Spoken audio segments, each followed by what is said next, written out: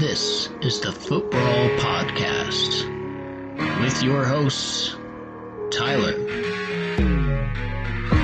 Andy, and Boyer.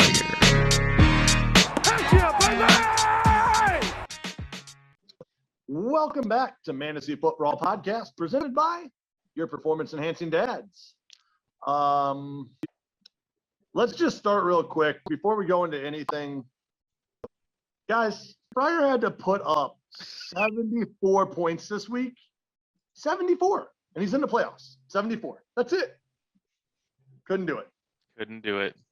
Hey, to be fair, though, two of the four playoff teams didn't do it either. Colin and Robbie both didn't hit 74 this week. They just were already locked in. Right. Yeah.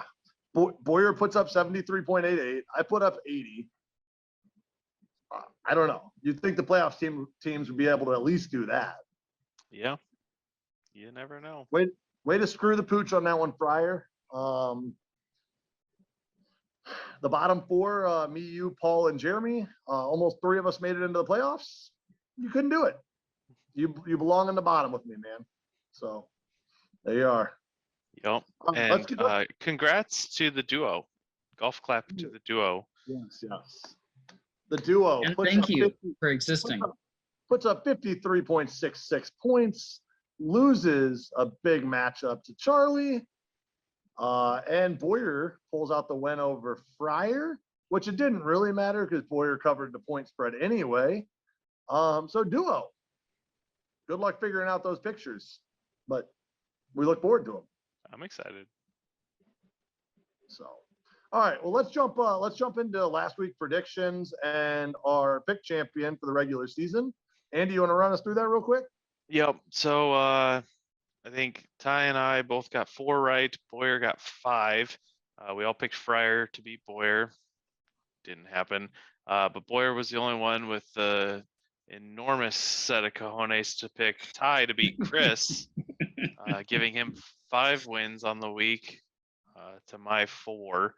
Which puts Boyer at 58 wins this year to my 57, barely squeaking him out. You guys have no idea how confident I felt knowing that I had picked the exact same as Boyer this week down the line, except for I didn't choose Tyler Reed to win a fantasy football game. Here we are. It's just been one of those years. To be fair, I want to say the last few weeks, 4 weeks, I've been picking Ty every so often just for shits and giggle. I'm glad it worked out for me one time. Yeah. Chris's team's been struggling, but Ty's team's been struggling worse. So I was not super worried about that matchup, but apparently 80 points will get it done. All right, 80 points to get it done against half the league this week. So, Ty, is your team good? No. It's just one of those fantasy football weeks. Oh, okay. My team was good the first 3 weeks and I was losing. So, nope. It just got worse as the year went on. All right. So, Boyer, congrats on winning the pick 'em. You get a whole bunch of nothing for it, but a little bit of bragging rights going into next year, maybe. So, let's run down the 4 playoff teams. Congrats to, what's that say on the back of your wall there? Jeremy and Paul and not Fryer. Yeah, not so Robbie back in his backdoor Robbie coming in, and then Colin jumping in as a wild card. So congrats to you 4. Fryer, again, you suck still. So there's that. Let's start with that Paul versus Robbie game, if you guys don't mind. Yeah. You want me to roll down? I feel like playoff matchups, we can kind of go position by position, compare the teams, talk about who we like more. Sure. We'll make picks at the end. So yeah, we're just doing playoffs tonight. So go for it. We got a little bit of time. Yep. I did not have the mental capacity to figure out what their overall record would have been if they had played each other every week this year. But in the 1 week that they did play each other, Robbie beat Paul 79-69. Not a good week for either team, but Robbie's been getting it done with less than 85 points since he lost Henry. So here we are. Now, looking ahead at this week, Robbie is going to have the choice in week 16 of Joe Burrow against Baltimore or Russell Wilson against the Bears. Who do you guys like there?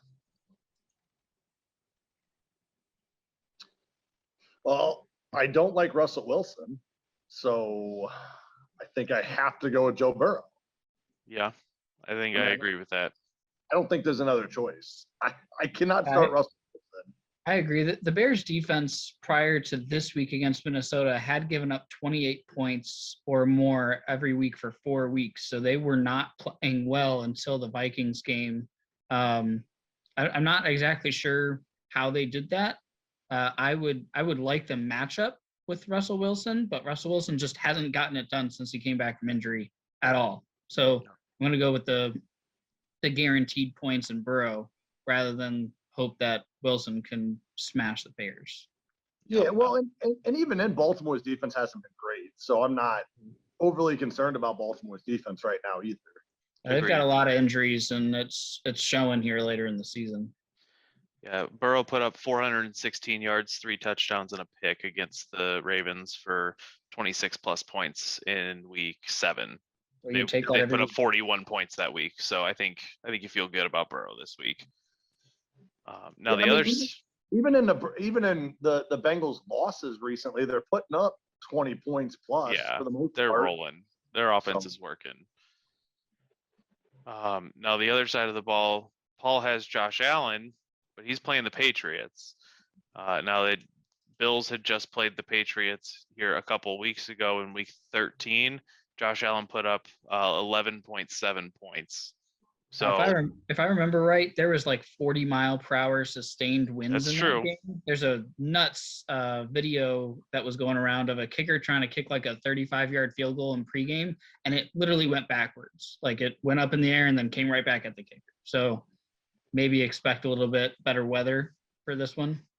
Well, how's this for numbers? New England gives up the second fewest points to quarterbacks this year. Only 2 quarterbacks have cracked 17 fantasy points against them. Those quarterbacks are Dak Prescott and Davis Mills. Who knows, guys? It's been a weird year. I think it's obvious. I think they've got to go to free agency and pick up Davis Mills here. So I mean, you're not starting Josh Allen, but it'd be nice if you had a guy like Mahomes on his bench or something, you know? So looking at Burrow versus the Ravens or Josh Allen against the Patriots, who you guys like better this week? Because I feel like on the whole, Paul has a better quarterback in Josh Allen, but this week I'm going to lean Burrow. I like Burrow in that matchup better. I agree. I'd go with Burrow. Yeah, same. All right. Receivers, Paul has Debo and Cooper Kupp, currently the best 2 receivers in the league. Now. Well, one of them's more of a running back, but it's fine. He's listed as a receiver, Ty. Now, on the other side, you've got Amari Cooper and Darnell Mooney. You guys have a preference there between one or the other? Slightly. Flip a coin if you need. Yeah, I think I lean a little bit towards Cooper Kupp in the second coming of Cordarrelle Patterson. Yeah. That's where I lean. It's tough, though. It's really just down to the touchdown upside of Kupp. No, this is ridiculous. This is one of the biggest discrepancies I've ever seen in a position in the playoffs in my entire life. Paul's receivers are amazing, and that's part of what's gotten him to where he's at. So we can move on to running back, where Robbie's having a bit of some issues because Leonard Fournette is hurt and almost certainly not playing this week. Josh Jacobs against Denver is a good matchup. And then we're looking down to David Johnson or Damian Harris. Damian Harris against Buffalo, David Johnson against the Chargers. So Josh Jacobs and then probably Damian Harris, but not ideal. I'm not that worried about Damian Harris, assuming he gets the main role. I'm not that worried. Right. Well, he's got to be healthy first, and then the Buffalo matchup's not great for him either. So it depends on how the game script goes, Right. but it could be worse. You could have to play David Johnson. That could be worse. On Paul's side of the ball, you've got Aaron Jones, Antonio Gibson, Elijah Mitchell, AJ Dillon, Chuba Hubbard. He's got a lot of options. I'm not going to make you guys pick who your favorites are out of all those options because there's just too many and we only have so much time. But I think that I personally prefer not David Johnson, aka Paul's running backs. Right. Just Josh Jacobs as a running back. 2 is okay, but he doesn't really have anybody else to go with that. So Yeah, Robbie, that's rough, man. that's rough, buddy. Now tight end would be David Njoku or Tyler Higbee if he gets off the COVID list. I'm not playing him anyway. Or you're looking at Gronkowski / Dallas Goedert, probably Gronk. I'm picking up Gronk. He had 11 targets last game, despite them not playing well. He's clearly still a main guy, and they lost Godwin. So with Evans and Godwin being down, he had to be targeted 11 times. yeah, but Godwin He only caught out. 2 for 29, but yeah, since he came back from his injury, 8 targets, 9 targets, 8 targets, 9 targets, 11 targets. Touchdowns have not been there. Only 1 of the 5 games has he had a touchdown. He had 2 in that game against Atlanta, week 15. But so that is a little concerning. But you're definitely playing Gronk. You feel good about that, and comparing that to Higbee or Njoku, Paul's got the edge here too. Yeah. So just real quick, who would you play, Higbee or David Njoku? If Higbee's off the COVID list, I'm definitely playing him. That's a tough one for me because Higbee's done a whole lot of nothing, right? Yeah. He's got 44 catches for 395 and 3 touchdowns. So Njoku has 40 more yards, but 14 fewer catches. So he's only got 30 catches on the year. If Hooper is still out, I'd pick Njoku. But if Hooper comes back from the COVID also list, depends who the quarterback is, but I imagine that all gets sorted out. Most of these people aren't on the COVID list for 2 weeks. Right. So I would probably play Higbee, assuming he's back and assuming Hooper's back. Okay. I'm leaning Higbee too. Okay. I mean, I don't really care either way. They're not great, but I was just curious what your thoughts were. Yep. Fair enough. Now at the flex, Robbie's got potentially Adam Thielen coming back, although he plays the Rams, so that could be interesting. The Rams are pretty good. He's got Amon-Ra St. Brown, who's been real good lately. Last 3 games, 12 targets, 11 targets with 10, 8, and 8 catches, touchdown in 2 of those games. So I think I'm probably leaving Amon-Ra in at the flex if I'm Robbie. But then you flip over to Paul's side of things. You got DK Metcalf against the Bears. You should definitely play DK Metcalf against the Bears. And then you've got whichever of his 17 running backs he doesn't play at RB1 and 2 to choose from. So even with Amon-Ra being pretty hot right now and a fine play for Robbie, I got to give the edge to Paul here for flex too. Yeah, I would agree. But if Thielen's back, I'm putting him in over Mooney probably and sitting Mooney. Interesting.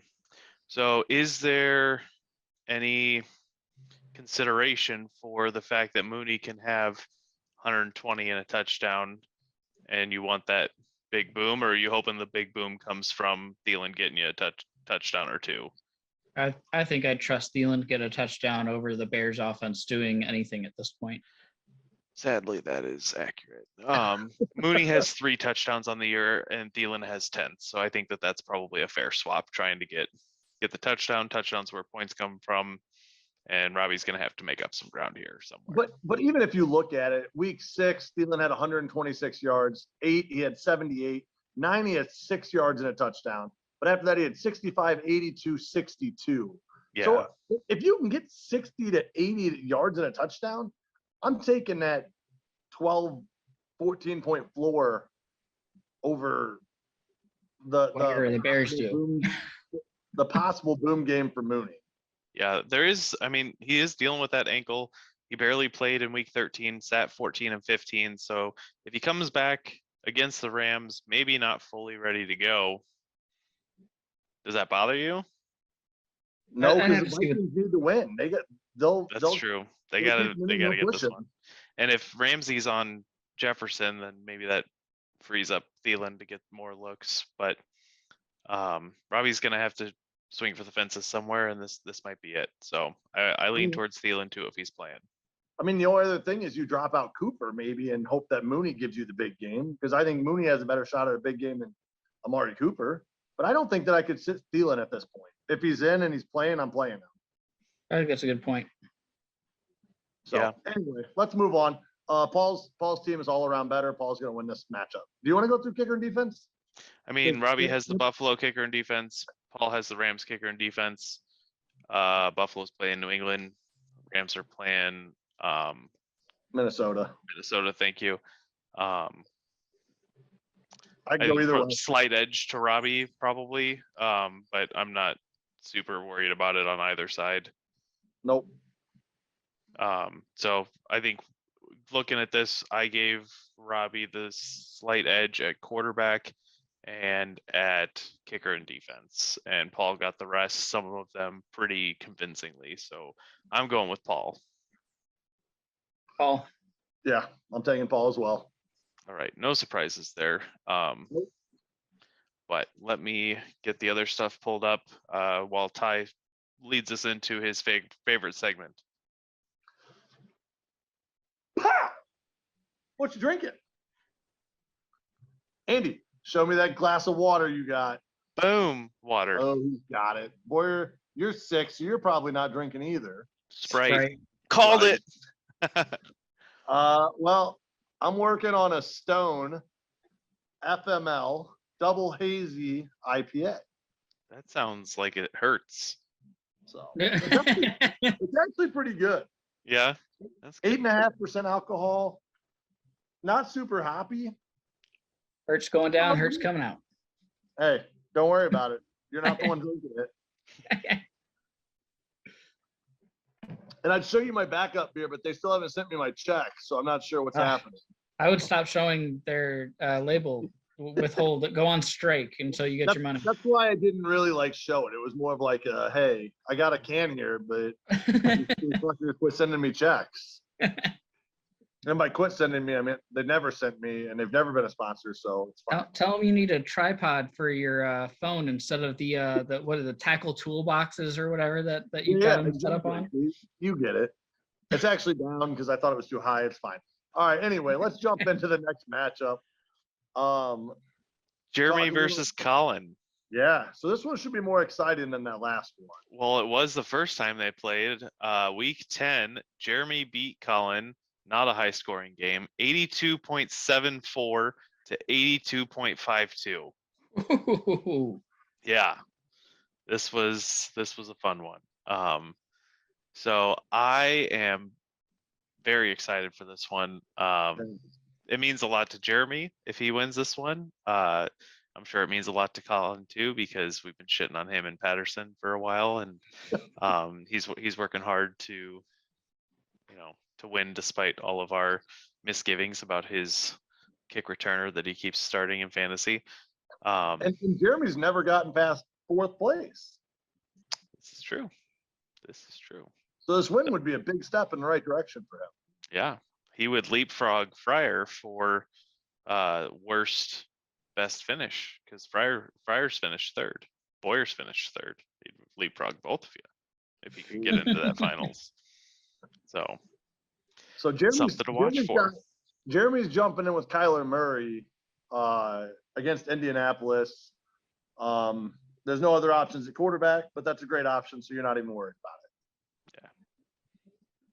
So what's Colin looking at, Andy? Colin's got Stafford against Minnesota. Minnesota's secondary is no bueno. He's also got Tua against the Saints, so he's not doing that. So Stafford against Minnesota or Kyler against Indy. Kyler has not looked good these last couple of games. He smoked the Bears, which isn't hard to do, but playing against the Rams and then playing against the Lions, 40 plus passes in both, hasn't cracked 18 fantasy points in either game. That's not good. Yeah, well, with Hopkins being out, with that wide receiver room being very mediocre, who the heck knows if James Conner or Chase Edmonds can really help here. Mhm. But Murray's not looked good, and I think I'd take Stafford this week over Murray. Yeah, I agree, especially with that matchup against Minnesota. Their secondary is bad. We've been talking about that a lot this year. Stafford has multiple touchdowns in all 4 games since the bye. He was over 20 points in 3 of the 4. So I lean towards Stafford. I feel okay with starting Kyler, but in terms of who I like better, I'm giving the edge to Colin. I think Stafford's going to have a 18 to 24 point game guaranteed without a problem, and Murray might not have that. That's a big difference coming this week when this matchup could be super close. Mm-hmm. And the Colts have a good enough defense to matter here as well. So The Colts have shut down some good teams. They yeah. have.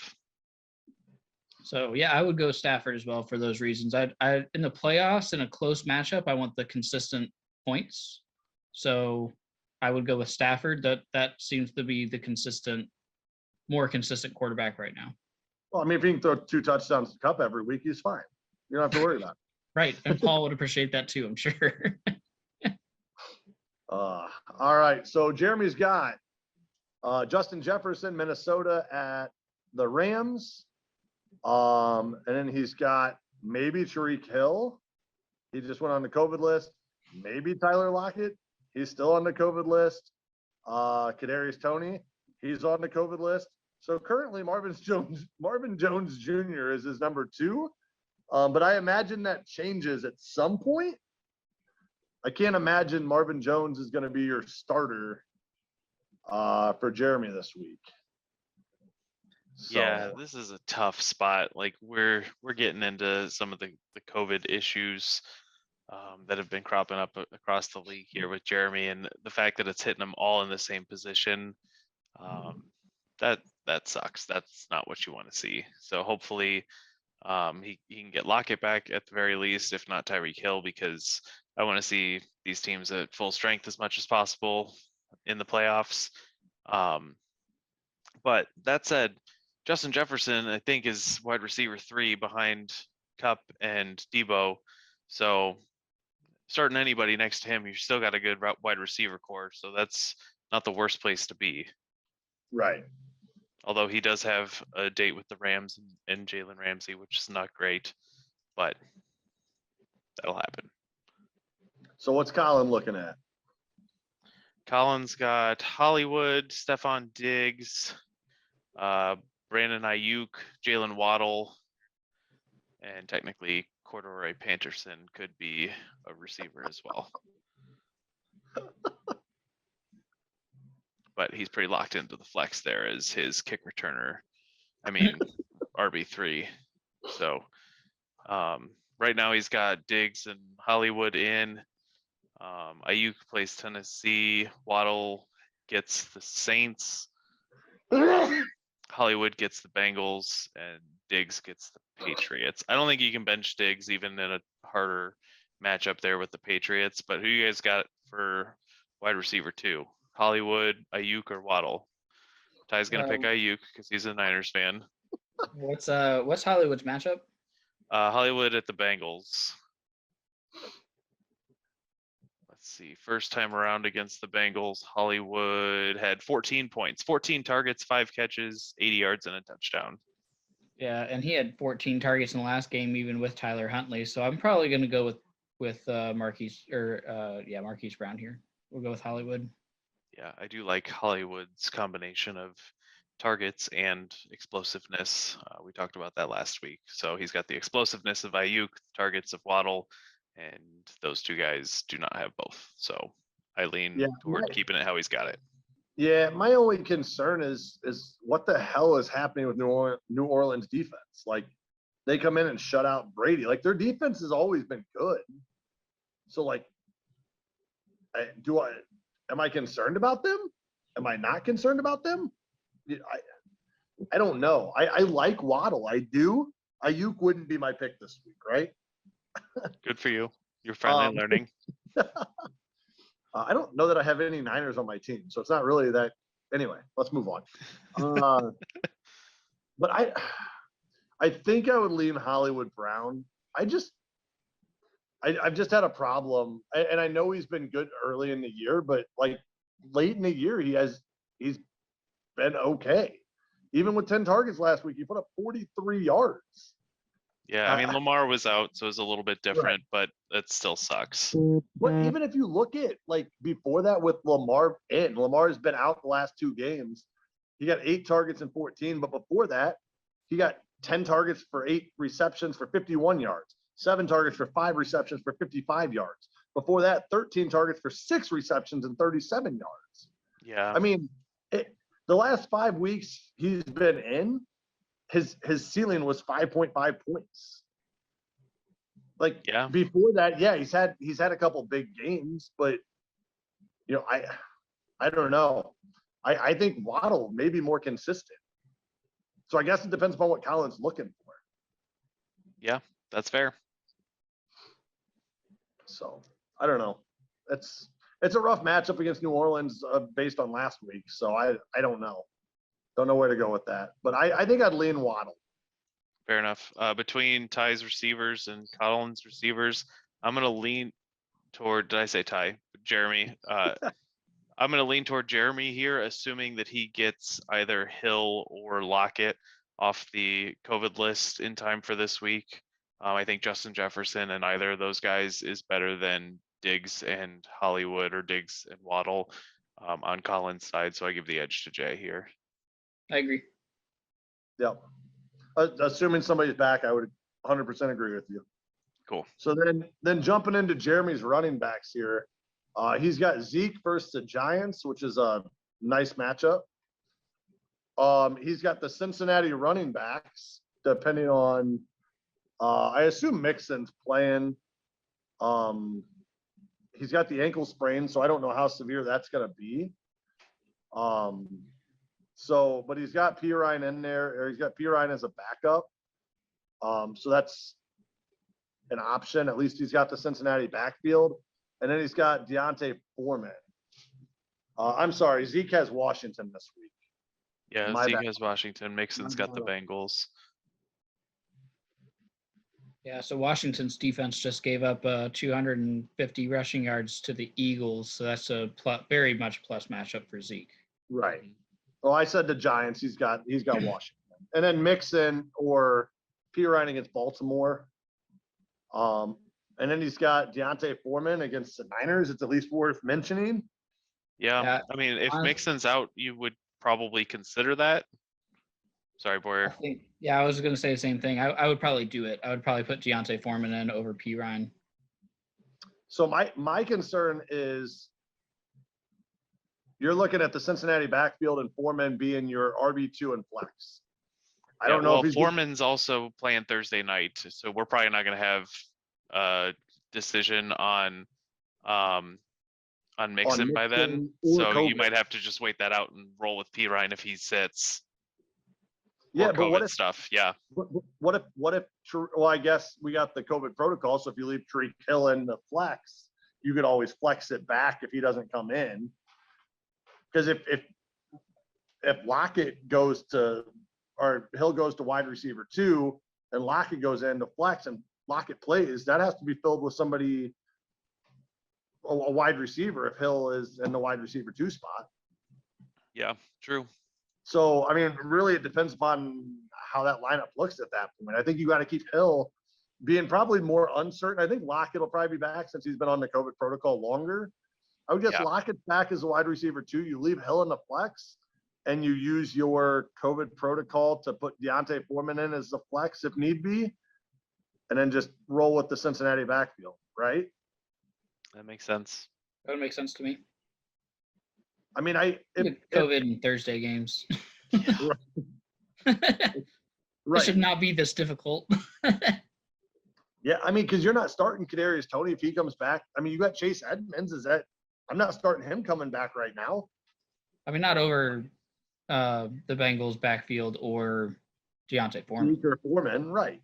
I don't think so. So that's just a shitty situation right there. Yep. So Yeah. all right, go ahead and run us over to Colin.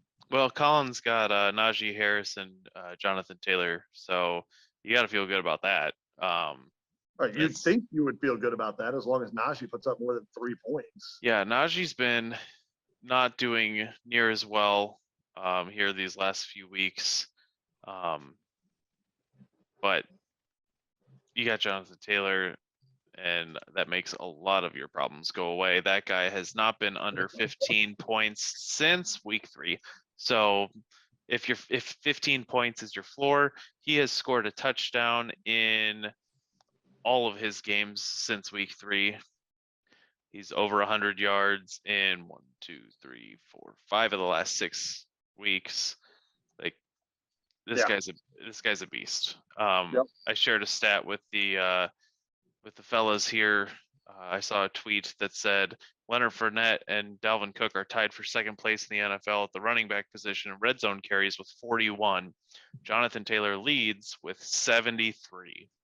So that's insane. So Jonathan Taylor's like a running back and a half, and then Najee is good, can be great, can let you down occasionally, but not that often that I'm like super worried about it. I'm giving a solid edge to Colin here, mostly for Jonathan Taylor. Yeah, me too. Yep. I would agree. Tight end though swings back the other way. Jeremy's got Mark Andrews. Yep. And Colin's got Waller, who's maybe gonna play. Probably, I'm not banking on that. Or Noah Fant.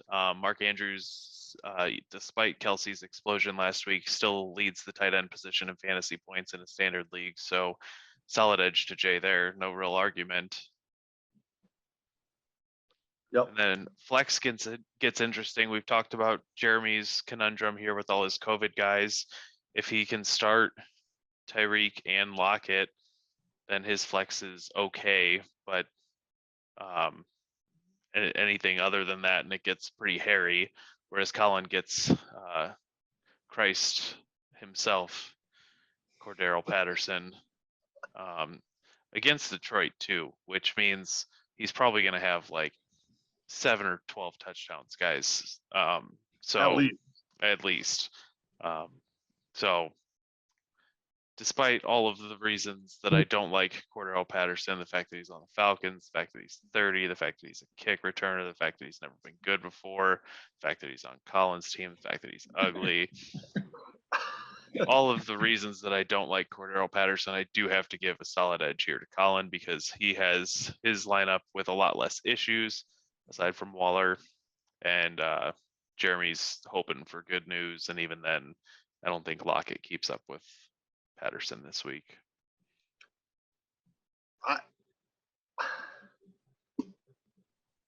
I am not 100% agreeing with you on that. I think not that Cordero Patterson isn't better than Jeremy's flex, pending Tyler Lockett and Tyreek Hill. But Deontay Foreman is a solid player. Over the last 3 weeks, he's got 9.2, 12.2, and 13.5. I mean, even if Jeremy can throw Foreman in there for 10 or 12 points, I'm not mad about that in a flex. I mean, Patterson could go for 30. Patterson could go. I don't disagree that Patterson is the better option as much as it pains any of us to say that. But I don't think it's going to be as big or as big of an issue as it might seem. All right, Ty. Conventional fantasy wisdom says that if you have the choice between a running back or a wide receiver on Jeremy's side or a kick returner on Colin's side, that the kick returner is always going to be the right choice. He's just the better player consistently throughout the entire 2021 season. So I don't know what the hell you're talking about. Cordero Patterson is a gentleman and the best fantasy option in this argument. Fair. I'm sorry I even made the argument at all that anybody was better than Cordero Patterson. Thank you. That's all that Colin has been saying all year. Oh man. All right. What is happening? All right. Well, let's jump to Jeremy has Suck Up at kicker, which whatever, and then he's got a Tampa Bay versus Carolina for defense, or New England versus Buffalo. I imagine you guys are going to stick with Tampa Bay. Yeah, that's juicy. Yeah. I mean, you got to roll with that. I mean, Tampa Bay had 5 against Buffalo a couple weeks ago and 6 last week, which is fine. So, and New England just got rolled by Jonathan Taylor and Indy last week. So, I don't know. Yep. Colin's got Justin Tucker and the Seattle defense facing the Bears. So pretty good matchups on both sides here. I'm calling this one a wash because I don't really care. Yep. This is a tough one, guys. So it should be real close. I want it to be real close, but I am going with Colin here because Jeremy's having these COVID issues, and I don't know that it's all going to get sorted out. With Tyreek Hill getting added, do we know if he's vaccinated? He is. Okay, that's helpful, but still, that's. Well, we said vaccinated, not immunized. Oh, immunized shit. or whatever. I forgot they're different. We can say whatever we want. If we're white, then we get away with it, and nobody's mad after a week. Yeah. No. Yeah, So, Jeremy's gonna need a big advantage here out of Mark Andrews over Noah Fant to cover up some of these question marks at receiver and the gap he's got at running back. Ty, you pointed out that Zeke could have a big week, but Jonathan Taylor, so that's just going to be keeping pace with Colin. But here's to a close one. I hope it's great. Yes, and I agree with you. I think I'm leaning Colin. Jeremy's big factor is going to have to be Kyler Murray. Yeah, that's true. Kyler's going to have to get it done. He's got to have a big game if Jeremy wants a chance. I know Jeremy's got issues. I know Jeremy has a solid team all the way through, pending these COVID issues. But I think Kyler Murray, if he puts up that 12-point week again, 11, 12, 13-point week, Jeremy's in trouble. Murray's got to get to 20 to 25 points minimum. Yeah. Hey, not for nothing, though. In their first matchup, Jeremy won with Matt Ryan scoring 0.68 points. So maybe he doesn't need Kyler. So I think I lean Colin for now, but it's unfortunate because I like Jay's team better, I think, if it was healthy. Lockett, Tyreek coming back, and if we knew that Mixon was there. Mm-hmm. If we knew that all of them were starting, I'd probably go Jeremy for sure, because I think top to bottom he's got a better team. But if he misses just one of those guys, it throws there's Colin's close enough, especially with JT having the potential to go off. Najee has some potential to go off and cover up tight ends. Cordell Patterson could go off. So there's just too much, I think, on Colin, and he doesn't have to worry about who to start where and when and all that. So I'm going to go with Colin. Yeah, for sure. It's a bummer that Jay's dealing with these issues with Mixon and then the COVID receivers. But hopefully it all works out for him. He gets to play at full strength and we get to see a hell of a playoff matchup. But we all picked Colin. Sorry, Jeremy. So we don't really have to touch on third place. Jeremy will beat Robbie the following week. Who would be your champion at this point, assuming we got Paul versus Colin, according to our predictions right now? Yeah, so Colin and Paul have gotten to play each other twice this year. And Paul has won both. He won in week 4, 124 to 110. And then he went in this week 115 to 72. So I like Paul's team top to bottom. I'm going with Paul here, but if that is indeed what that final matchup is, here's hoping that they're both healthy and COVID free and we get to see a banger.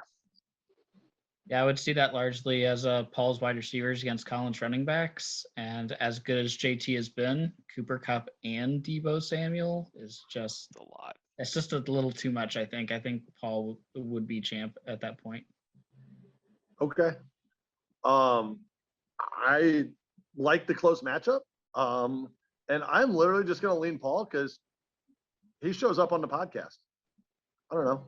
Sucks, Colin.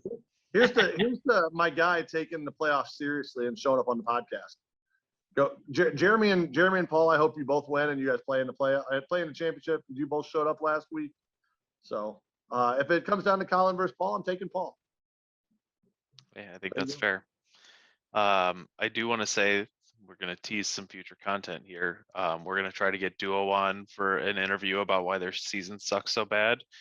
We'll try to get a champions interview again. If Paul or Jeremy wins, that'll probably be a for sure thing. But if Robbie or Colin wins, then we'll do what we can, guys. I don't know. No guarantees. Yeah. And we're also going to try very hard to not ever have to talk about Cordero Patterson again after this season's over. So, he's probably nearing retirement, being the ripe old age of 30.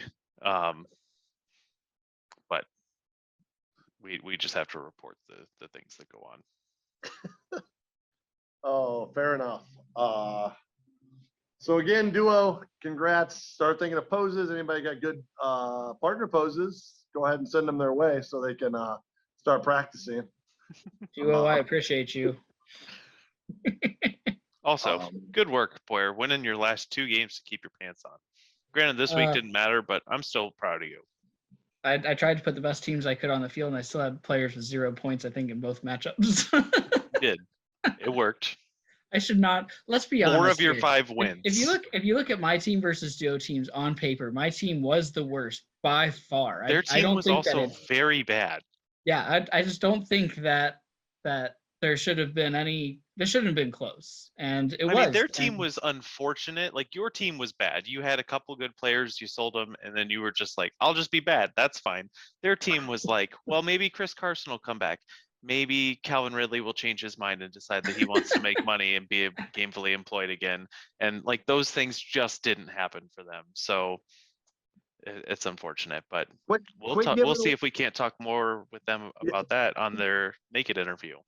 That's right. So, all right.